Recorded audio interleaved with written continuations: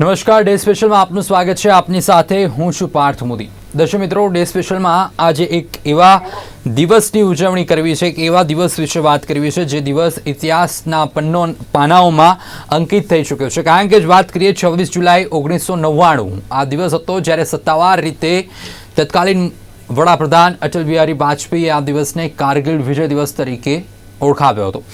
વાત એ છે કે પાકિસ્તાન સામેનું જે યુદ્ધ થયું કારગિલમાં, કહેવાય છે મુશ્કેલીઓ એટલી બધી હતી, વિપરીત પરિસ્થિતિઓ હતી, પરંતુ ભારતીય સૈન્યમાં એક જ જજ્બા હતો ને એ જજ્બા હતો કે જે પીક છે, જે પોઈન્ટ છે, એની ઉપર ભારતનો ઝંડો લહેરાવો.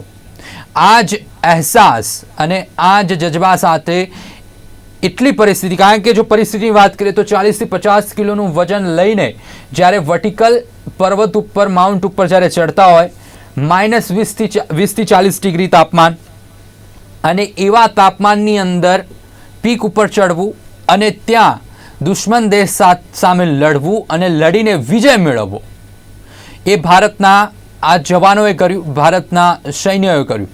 ભારતના સૈન્યોએ જે એમનું શૌર્ય બતાવ્યું, એ શૌર્યની ગાથા હંમેશા ગવાતી રહેશે ને આ ભારત દેશ, ભારતના તમામે તમામ લોકો ગાતા પણ રહેશે.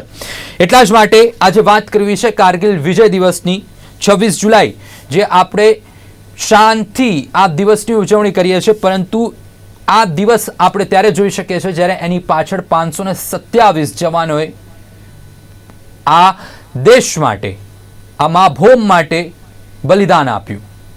કરી છૂટવાની, બલિદાન આપી દેવાની કે કંઈક કરી છૂટવાની એ જજબાન, એ ભાવના સાથે જ્યારે સૈન્ય દુશ્મન દેશ સાથે લડતું હોય છે ત્યારે એ અહેસાસ આપણને થવો જરૂરી છે. અને આપણે સતત આર્મી ડે હોય કે કારગિલ વિજય દિવસ હોય કે કોઈ પણ હોય, આપણે ભારતના જે સૈનિકો છે, જે જાબાઝ સૈનિકો છે, એમને યાદ કરવાનું ક્યારે ભૂલવું ના જોઈએ.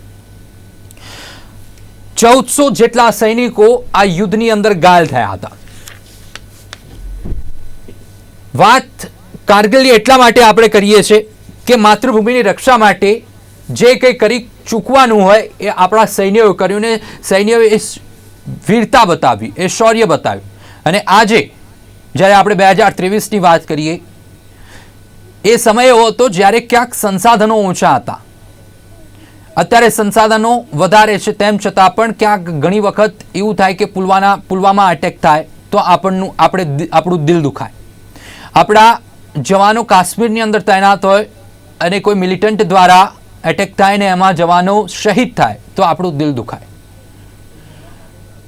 દુનિયામાં કહેવાય છે કે ભારતનું સૈન્ય બળ એટલું છે કે તમામ દેશોની સામે લડી શકે એટલું ભારતીય સૈન્ય બળની અંદર શક્તિ છે. પછી જમીની સ્થળ ઉપર હોય કે હવાઈ સ્થળ ઉપર હોય કે જલ સ્થળ ઉપર હોય.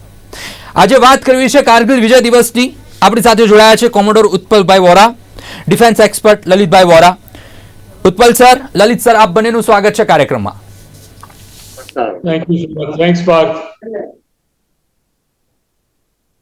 લલિત સર, ડિફેન્સની જો વાત કરીએ, પહેલા તો આપ બંને મહાનુભાવને કારગિલ વિજય દિવસની શુભકામનાઓ. પરંતુ જ્યારે વાત કરીએ આજના સમય, ડિફેન્સ કેટલું મજબૂત છે, ડિફેન્સ માટે હવે તો બજેટ પણ એટલા મોટા મોટા ગ્રાન્ટ થવા માંડ્યા છે. ડીઆરડીઓ હોય કે બહારથી આવતા જે ફાઇટર પ્લેન્સ હોય, ડિફેન્સ આજના જમાનામાં અત્યારે કેવું મજબૂત છે ભારત દેશ? સૌથી પહેલા તો આજના કારગિલ દિવસે હું મારા તમામ જે દિવંગત શહીદ થયેલા મારા સૈનિકો મિત્રો છે એમનું શત નમન કરું છું અને ખૂબ ભાવપૂર્વક શ્રદ્ધાંજલિ અર્પું છું. આપે જે વાત કરી ડિફેન્સ ફોર્સિસની, જ્યારે સગવડતા નહોતી ત્યારે પણ દિલેરીથી આપણું સૈન્ય લડેલું છે, ચાઇના સામે પણ લડેલું છે. ખૂબ અછત હોવા છતાં આજે જયારે 1999ના કારગિલની વાત કરીએ ત્યારે એ વખતે પણ સંસાધનોની થોડી ઉણપ હતી જ, એમાં કોઈ શક નથી. અને પરિસ્થિતિ ખૂબ કપરી હતી. કાશ્મીરની જે તલોલિંગ, ટાઈગર હિલ અને જે કારગિલની આખી પહાડી રચના છે એ બધી વિકટ અને સ્ટીપ ચડાઈ વાળી, અને એમાંય ટોચ ઉપર બેઠેલો દુશ્મન જયારે ગોળીબાર કરતો હોય, નીચેથી ચડતા આપણા જવાનો જયારે આ કપરી પરિસ્થિતિમાં ચઢાણ શરૂ કરે, ઉપરથી ગોળીઓ પડતી હોય, વાતાવરણ ખરાબ હોય, -20, -15, -20 ડિગ્રીનું ટેમ્પરેચર ચાલતું હોય, બરફી તોફાનો ચાલતો હોય, એવામાં જયારે લડી અને છેક ટોચ ઉપર ચડી અને આપણો તિરંગો એને ફરકાવતા હોય, એ ખૂબ કુમારીની અને ખૂબ દિલેરીની વાત છે, ખૂબ શૌર્યની વાત છે. અને એ આપણે કરી બતાવ્યું છે, આદિકાળથી બતાવ્યું છે. આપણી ભારતીય સેનાએ શરૂઆતથી 1948 થી બતાવ્યું છે આપણું શૌર્ય. એ નવી પણ હા, તમે જે ડિફેન્સ ફોર્સિસની સંસાધનોની વાત કરી, તો 100% 2014 પછી આ સરકારે ડિફેન્સ સેક્ટર માટે ખૂબ ખૂબ સંસાધનો વસાવ્યા છે. અને નોટ ઓનલી પહેલા જે ઇમ્પોર્ટ થતા હતા સામાન્ય ગોળીઓથી માંડીને બધી જ વસ્તુઓ, એ અત્યારે આપણે ભારતમાં મેડ ઇન ઇન્ડિયાના નિજાત આત્મનિર્ભર ભારત બનવા તરફ જે જઈ રહ્યું છે, એ મુદ્દે આપણે ઇવન અત્યારે જેટ્સ બનાવીએ છીએ, આપણે મિસાઇલ્સ બનાવીએ છીએ, આપણે ઓટોમેટિક રાઇફલ્સ બનાવીએ છીએ, બધું જ બનાવતા આપણે થઈ ગયા છીએ. એટલે એ ખૂબ મોટો દેખી આવતો ફરક અત્યારે આપણે જોઈ શકીએ. બિલકુલ. ઉત્પલ સર, જે વીર સપૂતોના જે સમર્પણ છે, જે શૌર્ય છે, એને આપણે સલામ કરીએ છીએ આજના દિવસે. સવાલ એ પણ છે કે આપણે જો જોવા જઈએ, પુલવામાનો જે એટેક થયો એના પછી એર સ્ટ્રાઇક થઈ, કેપ્ટન અભિનવ પાછા આવ્યા, પરંતુ એક રાજકીય ભારત દેશની જો વાત કરીએ તો ભારત દેશમાં જે અલગ અલગ પક્ષો છે ને, પક્ષોના કારણે એક જે ક્ષમતા સંધાવી જોઈએ એ નથી સધાતી.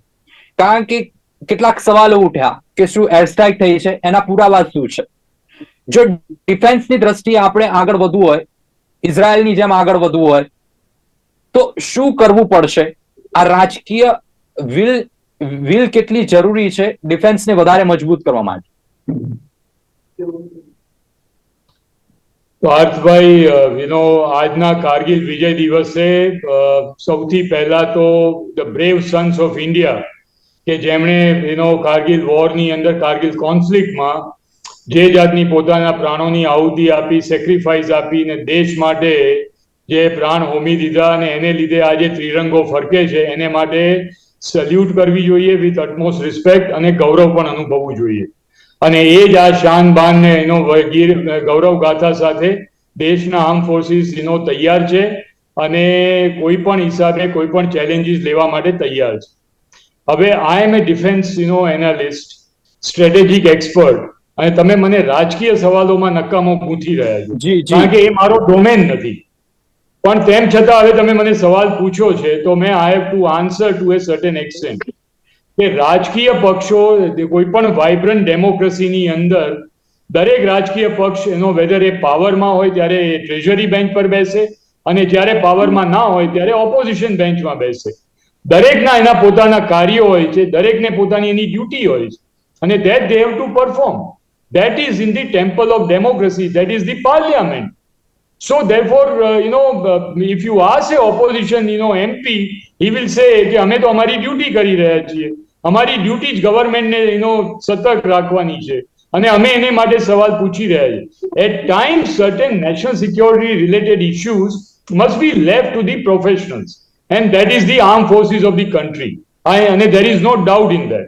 કારણ કે there are no better experts. However, if you see from 71 on, war onwards and all that, it is always, Mrs. Indira Gandhi, who was the then Prime Minister, she gave a total free hand to the three services chief. And they say, she said, only once a day in the morning, I want a briefing from you as to where do we stand. Baki rest is your choice, and, depending upon the situation, you go ahead. And the armed forces chiefs, General Manekshaw and, General, Admiral Nanda, and, everybody, they executed their war plans. And, that is a history. Bangladesh was born. Similarly, in 1999 na Kargil war ni andar જોઈએ, so we were up against, every possible odd situation. Musharraf was a very clever, but he was a very treacherous general. Primarily because એનું જે making, breeding ground was from a commando. He was a SSG officer. And therefore, if we have to say in military parlance that he was a good tactician, but he was a worst strategist. And he never imagined that India will go and he will, and respond like this. And therefore, whether it was in a diplomatic terms, whether international diplomacy, political, military terms, or in a wholehearted support, the India, the way responded, they realized that, there is going to be a problem. So similarly, in diplomatic terms also, they never got any support from USA, કે જે વખતે પાકિસ્તાનને બિલકુલ જી. ખોળામાં બેસાડ્યું. તેમ છતાં, the Bill Clinton very cleverly told Nawaz Sharif, honor the LOC and get back. Prime Minister Vajpayee very clearly told, do whatever you want to do, but don't cross the LOC. That was the direction given to three services chief. No matter what happens, we are not going to escalate. And that is why, under certain constraint, we acted, because after all, this is a serious and sensitive matter. The opposite country is not some Uganda, Kenya, or Namibia. It is a fully nuclear armed rogue neighbor, which is, acting in collusion with a power like China and support of USA. So one had to be careful. Give full marks to Vajpayee and Brijesh Mishra, who, along with the three services chiefs, they, enacted the strategy and they made sure that, everything was, precisely worked out. And no matter what happened, whatever may be the opposition, but ultimately, we must tell the people that the Definitely. Indian Army na સોલ્જરોએ આખી human wall બનાવી જ્યારે peaks અને mountain પર ચડવાનું હતું ત્યારે, અને they took the bullet on their chest, અને behind that there were the second ring of soldiers. Then they went up, and every sandbox, every pillbox, every bunker, every support infrastructure on the peak of the mountain, hand to hand warfare took place, kukri charge took place, and the machine guns were neutralized and support structure was neutralized. Because, we have the, viewers ને જણાવવું જોઈએ કે આ war નો basic reason શું હતું. Basic reason જી. Was મુશારફની treachery. The fact was that there was a, દસકાઓથી જે આ એક સમજૂતી ચાલી આવતી હતી કે જ્યારે શિયાળાની અંદર આવી ટ્રેચરસ વેધર હોય ત્યારે બંને arm forces they will fall back into their base camp, and they will, unnecessary, they will not, eye to eye ball confrontation અને પેટ્રોલિંગ ને બધું કરવાની જરૂર નથી. માટે both the side they fell back. But Musharraf and his army, instead of, honoring that, the decade long, understanding between the two armed forces, એ લોકોએ surreptitiously they built the bunkers, they mounted heavy machine guns, they created infrastructure, they logistic build up, and Punjab regiment, all that, they were fully, entrenched. So it was so difficult to, remove them. And that is why, if you see, the Indian Air Force was also directed that the Indian fighter aircrafts will not, no matter what happens, you will not cross the LOC, and other side of the LOC, you will carry out any attack. So the Air Force had to devise the new ways of dive bombing and carrying out strike on the peak of the mountain. Similarly, Indian Army had to devise the thing.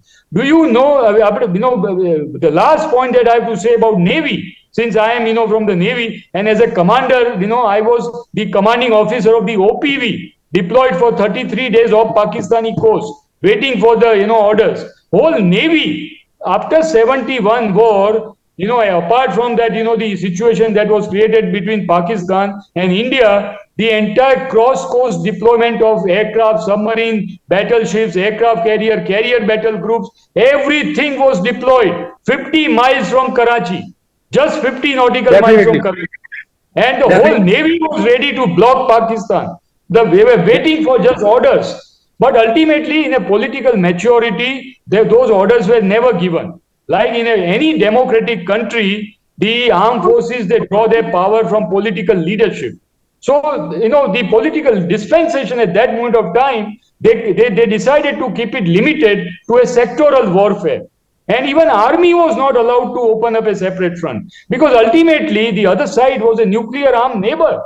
We never wanted to, do some immature thing or adventurism. But we had to get back that strategically important territory of NH1 Alpha and Ladakh and Leh, the linkages, and those, the very, very important mountain peaks of, the Kargil and Dras sector, which we could not have. ગમે એવું બલિદાન આપવું પડ્યું હોત તો Indian Armed Forces, they were ready, and particularly Army. Definitely, sir. And we are saying that because, sir, Lalit sir, જે રીતેની જો વાત કરીએ કે સરે જે રીતેની વાત કરી કે કોઈ પણ પરિસ્થિતિમાં આપણે લડવા માટે તૈયાર હતા. આપણે જો ચાઇનાની વાત કરીએ તો લદ્દાખનું ગલવાન ઘાટીની જો વાત કરીએ તો ક્યાંક અધિક્રમણની વાત આવે છે, ક્યાંક આપણે પુલવામા અટેકની વાત કરીએ તો એર સ્ટ્રાઇકની વાત આવે છે. બીજી સાઈડ આપણે જો વાત કરીએ તો અત્યારે જે રીતેની પરિસ્થિતિ બની રહી છે, કારણ કે સ્ટેટ ઓફ વોર, કારણ કે કેવી વસ્તુ છે કે કાંકરી જારો થતો રહે છે. ક્યાંક જે સંધિઓ સંધાય છે, પાકિસ્તાન હંમેશા પીઠ પાછળ છૂરો ભોગવાનું કામ કરે છે.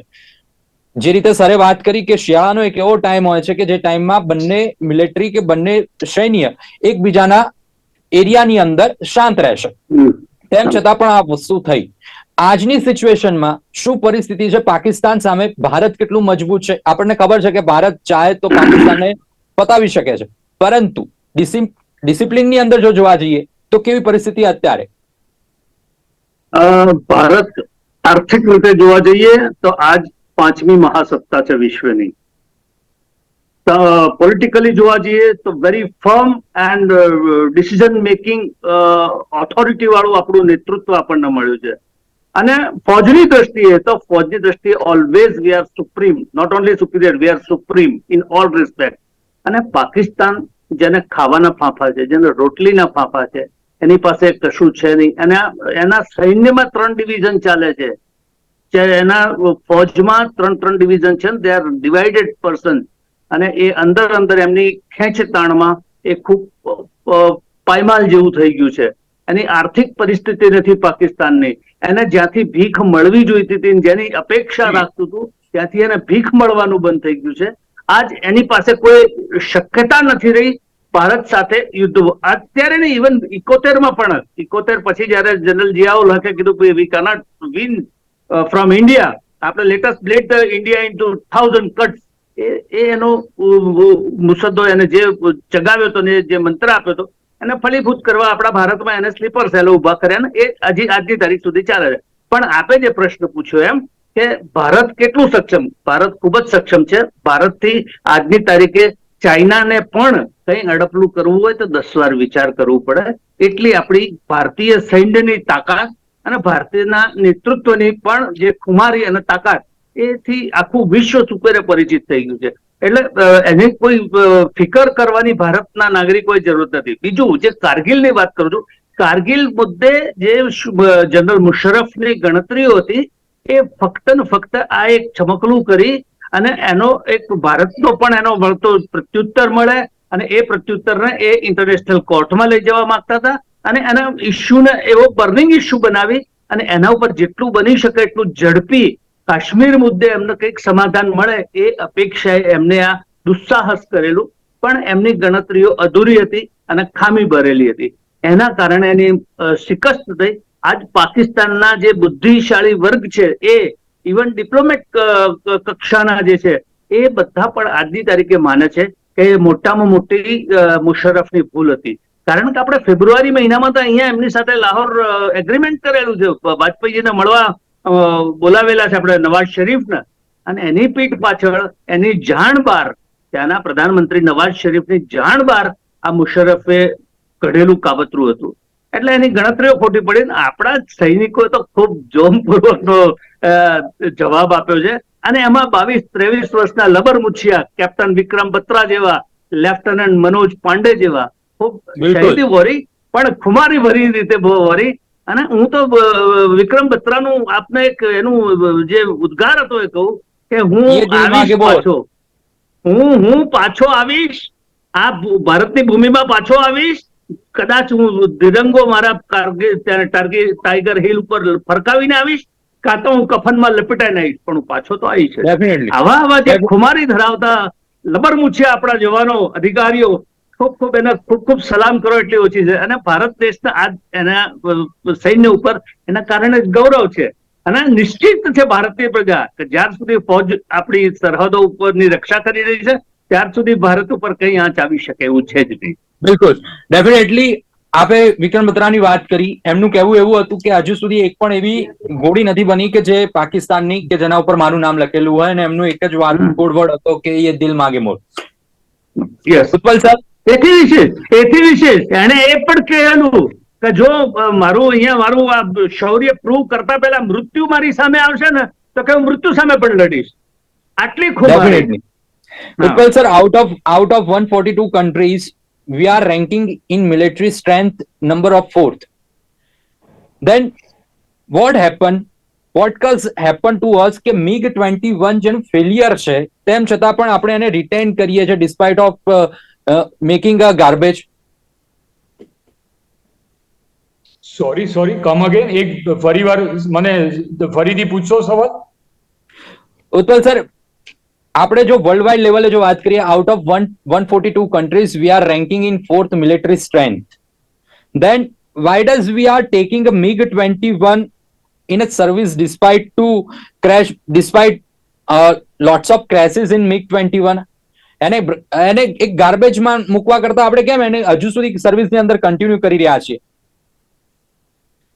પાર્થ, તમારો સવાલ બહુ સરસ છે, પણ let me tell you that કે કોઈ પણ કન્ટ્રીના કોઈ પણ સર્વિસીસ ચીફ એની ડિઝાયર પ્રમાણે એને હાર્ડવેર અને સોફ્ટવેર કોઈ દિવસ મળતો નથી.